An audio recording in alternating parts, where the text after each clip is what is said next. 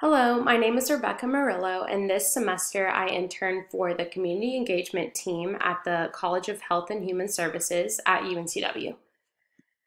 The CHHS was established to make a positive impact on the health and quality of life of residents in North Carolina and beyond.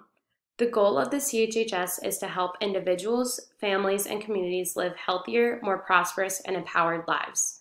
The structure of the CHHS consists of 3 professional schools: School of Health and Applied Human Services, School of Nursing, and School of Social Work. CHHS population served includes students enrolled in higher education programs, practitioners and professionals in the health and human services workforce, and the general public. The agency is funded through tuition dollars, state funding, and donations or grants. Faculty and staff with degrees in public health, faculty and staff with CHES or MCHES certification, public health nursing faculty, and public health social workers work here. So what is interprofessional education?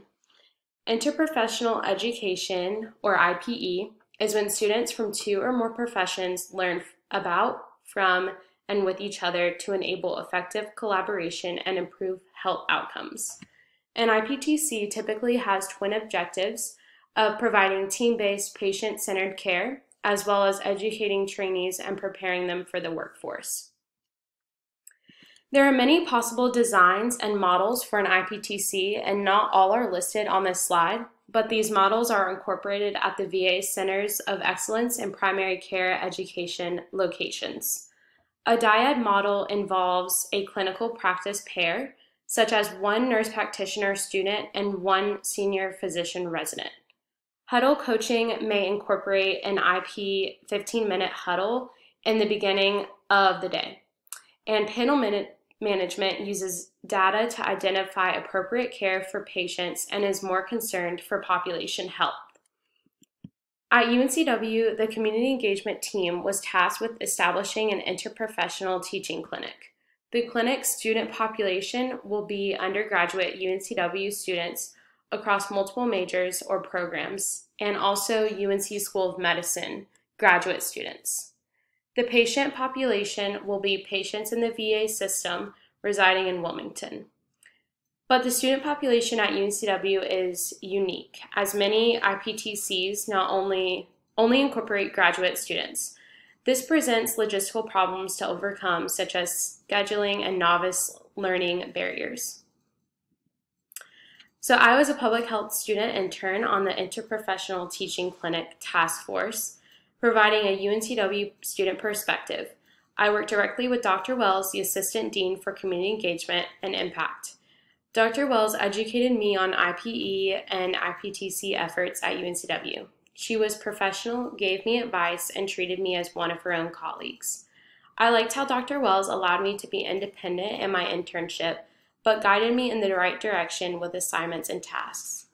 My responsibilities were to attend task force Zoom meetings, develop evidence-based materials and charts in Excel, and gather IPE research.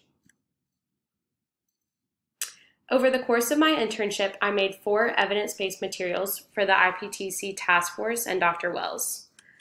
The first infographic I made was on Canva about the IPE education collaborative competencies. Frequently on Zoom meetings, the IPEC competencies would be discussed and referenced.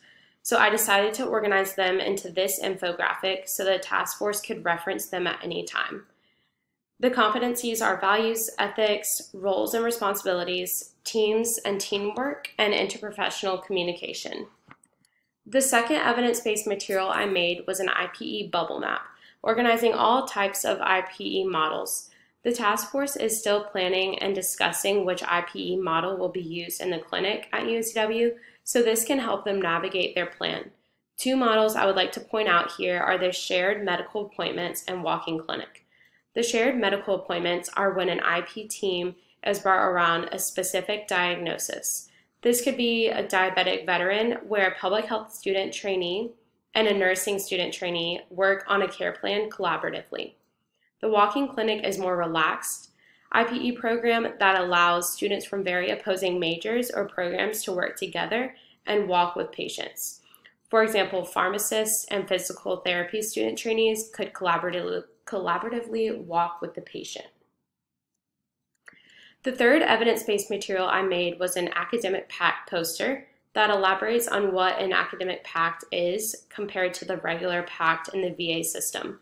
I researched scholarly journal articles and VA documents to make this poster. An academic PACT is a practice that includes educating health profession trainees and providing patient-centered, team-based care simultaneously. And the last evidence-based material I made was an IPE Assessment Evaluation Tools infographic. I used the National Center for Interprofessional Practice and Education website for this infographic to organize the most popular assessment tools. So the CEPH public health domain that applies most to my internship is evidence-based approaches. I researched and read scholarly journal articles and VA documents. I made 4 evidence-based materials and created citations using APA style. I used databases like PubMed and Google Scholar and ensured articles were reliable and current. My work also applied to another CEPH competency, public health concepts. Discussions with the task force and Dr. Wells included population health or public health a lot of times. We discussed how the UNCW public health program could be incorporated into the clinic, looking at social determinants of health. I researched panel management, which uses patient data in an interprofessional setting to address population health outcomes. The most important learning that took place for me was sitting in on task force meetings with the VA and CHHS partners. I learned valuable information about the healthcare field and IPE from professionals and educators. This was very informative and also entertaining to listen on current problems and solutions to the IPTC. What I liked most about my internship was listening in on meetings with the task force and the special guests that came on. These professionals were very informative and intelligent. They typically had many years of experience and were able to answer my questions regarding IPTC logistics. What I liked least about my internship was that I could not see tangible evidence of the IPTC in action on campus. Because this was a recent task and massive project that the community engagement team took on, it will take a lot of time for it to get up and running. But hopefully in a year I can visit and see the IPTC in action. My most memorable experience was the Zoom meeting with Dr. Singh from the VA. She provided real examples of IPE in a university setting, giving advice to UNCW on how their IPTC can operate. She gave IPE model examples that are non-traditional and unique, which was helpful for UNCW to brainstorm on their preferred model. She answered questions and gave context on how a PACT team can operate at UNCW also.